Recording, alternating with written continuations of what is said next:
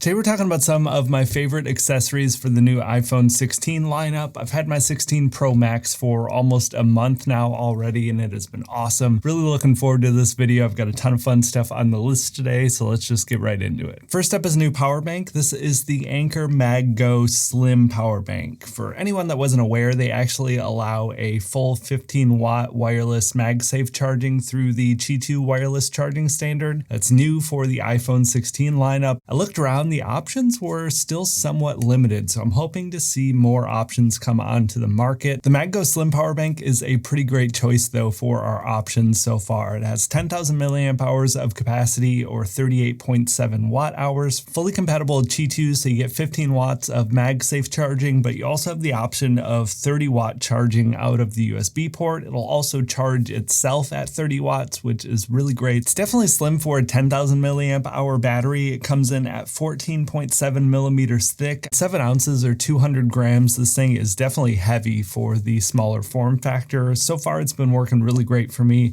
Anker stuff is always pretty dependable in my experience over the past, like 15 years or so. I'm still a little bit partial to my Taurus Mini Mag just because that thing is so unbelievably slim. For a size comparison here, this thing is almost half the thickness. So if you're not really worried about the capacity or the charging speed, you might be better off with something like this. Also comes in at $70, which is pretty steep. You're getting something really well built though, and there are very few other options on the market. I'm curious to see how things change in the coming years, but this one is pretty great so far from my initial testing. Next up is a simple one, but it still felt like it was worth mentioning. These are little Lightning to USB-C adapters. They come in a 4-pack on Amazon for $8. It was some generic brand called Temdan. They claim that you can get 27 watts of charging through your Lightning cables with this. I'm not entirely sure. From my testing, I wasn't able to get anything more than 20 watts. Regardless though, I think this is a really great option if you're just switching over to USB-C like me. I came from a 14 Pro Max, moved into the 16 Pro Max, so I have a ton of Lightning cables and Lightning accessories laying around that I don't really want to throw away and don't necessarily have a good use for anymore. This is a great way to repurpose them if you don't have a friend or family member with an older phone that you could donate them to. Might be a little bit cliche or obvious, but next up I have the official Apple branded MagSafe charger. I've never been one to buy the official OEM MagSafe chargers in all the years MagSafe has been around, just because it didn't seem like it was really worth the extra 2.5 watts or whatever they were offering compared to all of my other MagSafe stuff. But new for this year, they have full 25 watt MagSafe charging that is only available through this, classic Apple move.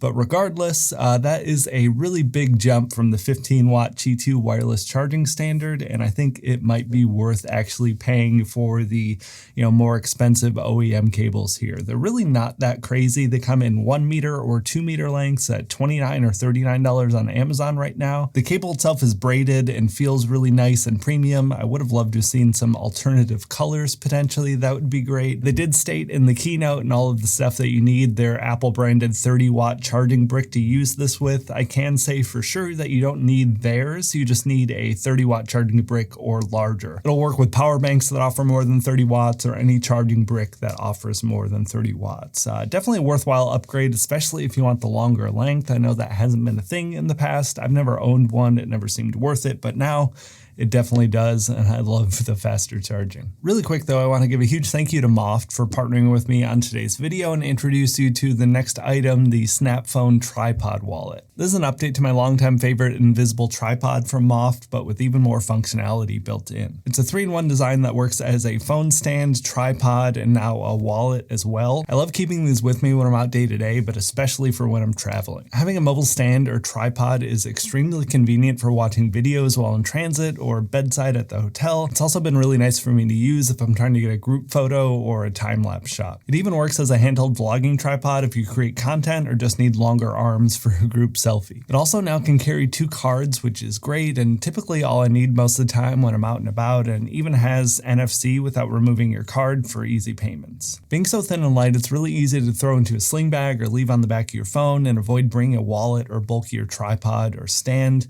Truly a must-have item for me. I've I've also been testing out the new iPhone 16 MOFT snap case. I'm not generally a phone case guy, as you all know, but I also know I'm in the minority and thought you guys might want to hear about this one. It's made out of MOFT's vegan leather MOFT material, it has a really soft touch and feels really great in the hand. I think they knocked it out of the park though with the lineup's color palette. I love the softer earth-focused tones. This is their taupe color. There's good protection all around with raised edges for the screen and cameras. The microfiber lining on the inside feels really great, and the volume and action buttons are arguably even more satisfying than the regular buttons themselves. The cutout for the camera control button feels nice and doesn't get in the way at all, and as I expected from past cases, the MagSafe magnets are super strong and work with any other MagSafe accessories that you want to use it with. Definitely check the link if you want to learn more about either of these or pick one up for yourself. Huge thanks again to MOFT for partnering with me on today's video. Got a couple of trackers up next. First up is the classic Apple AirTag. I know these have been around for a while, but they are so great to have for so many purposes, and I still see so few people use them when they should be. I keep one in my luggage, I keep one in my sling bag, I keep one in my car.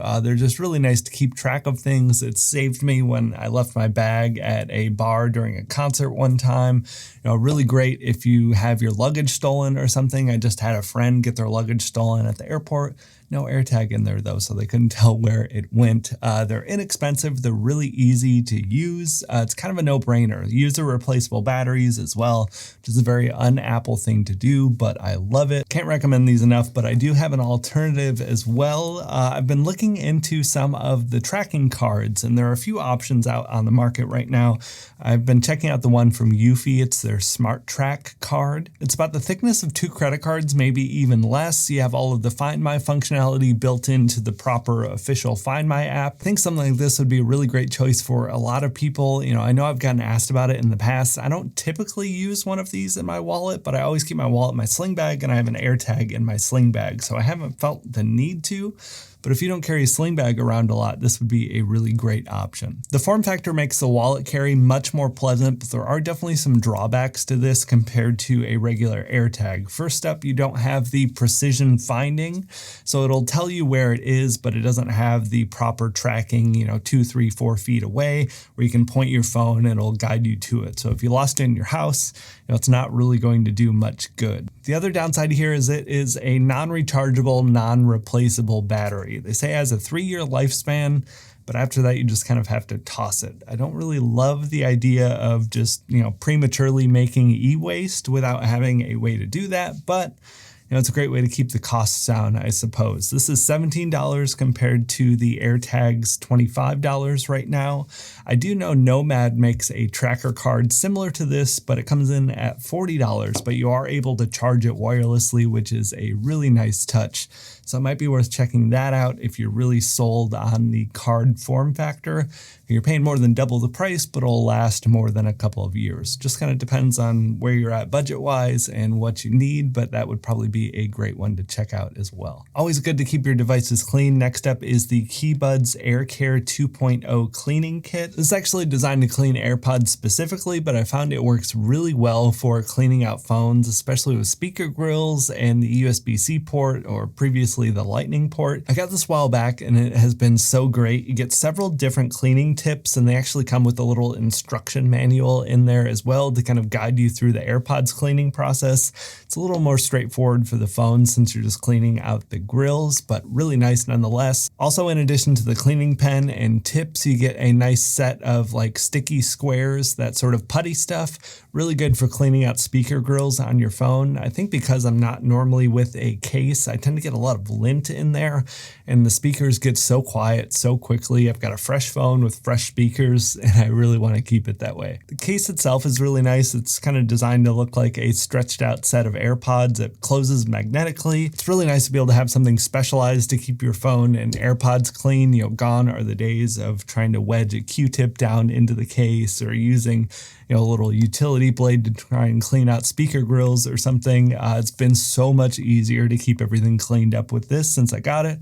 Can't recommend it enough. Couple of options for content creators or anyone doing a lot of filming on your phone. These are little MagSafe SSD drives that attach to the back of your phone, plug in, and open up a ton of options for filming. I know these aren't new specifically for the iPhone 16, but I have to assume most of you are like me and don't upgrade every single year, and it's fresh for me and really exciting. For anyone that's not aware, the new phones will shoot ProRes Apple log footage, which looks so much better than the stock standard footage. It kind of circumvents all of the overprocessing of typical cell phone footage. The downside to that, though, is that the file sizes are enormous. They're even bigger than my big camera here. It's wild. I used to have to try and airdrop clips from my phone, and it was a nightmare with the lightning cable. Having USB-C is really great for that, but you're not able to shoot that ProRes Apple log in the new 60 frames or 120 frames per second in 4K without having an external SSD attached. If you don't want to build out a whole big fancy cage, this is absolutely the most convenient way to do so. I've got a couple of brands here I've been testing. Performance-wise, they seem identical. There's just a little bit of a difference in the form factor.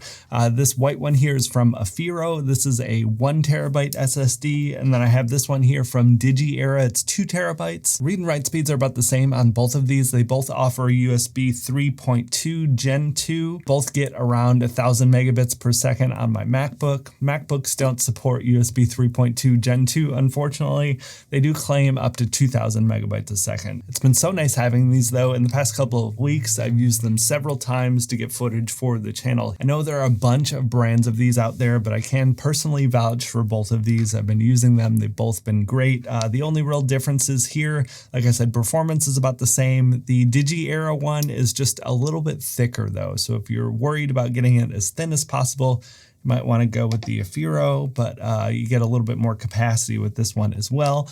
I do also know there are a few brands that are just selling the sort of shells or mounts to be able to put your own SSD in. So maybe you have an old SSD lying around that you could repurpose. Really great for that, or maybe you found a good deal on one, you can kind of build it out yourself. For the more advanced filmmaking, this is the SmallRig Universal Phone Cage. I've had this for a few weeks now, and I've actually used it on a couple of shoots for the channel as well. A form factor like this gives so much more stabilization and weight to the camera. That's typically one of the biggest things with cell phone camera footage.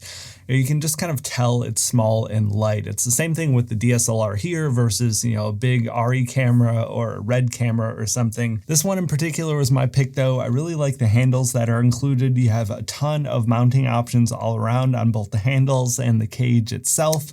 I actually picked up as well a little mount here to attach a more standard traditional sized SSD. You could easily attach this to a full tripod, which is nice, but you could add lights or microphones or monitors.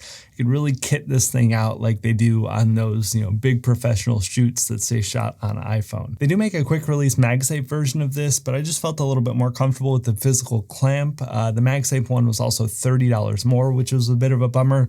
MOFT is launching right now a proper cage setup like this with a built-in hub that I'd be interested in checking out at some point. It's on Kickstarter right now.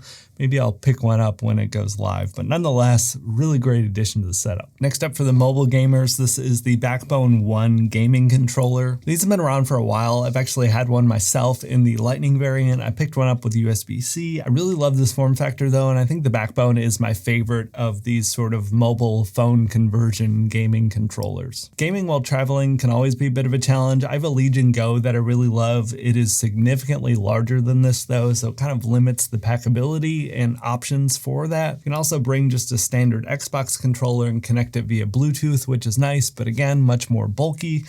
This is definitely the best form factor if you're concerned with size for traveling or day-to-day stuff. This has USB-C, but they do also still make the Lightning version. This is the Xbox controller layout, but they have a white PlayStation one as well, depending on your preference. In my eyes, it's kind of a must-have if you plan on doing any serious gaming on your phone, whether it's, the handful of proper AAA games that they ported over to iOS. I still have yet to check those out just because they're not running sales or anything. I'm a big sale gamer myself. But outside of that, streaming options are obviously great. Game Pass and GeForce Now, but you can also do remote play if you have an Xbox or a PlayStation. Just tons of availability. They have a little dedicated button to open their app, and it has a really nice, more gaming focused UI that I appreciate. When you plug it in, just makes things a little bit simpler to get going and gaming right away. But on that note, that is the end of the list today. Not a comprehensive list by any means, but those are just a handful of things things I'm excited about and using and testing right now. There are a handful of others I almost had included, one being the Hollyland Lark lav mics. Those things are really nice if you want some good lav mic audio to go with your phone. It's also compatible now with any USB-C hub that's designed for computers, which is really cool.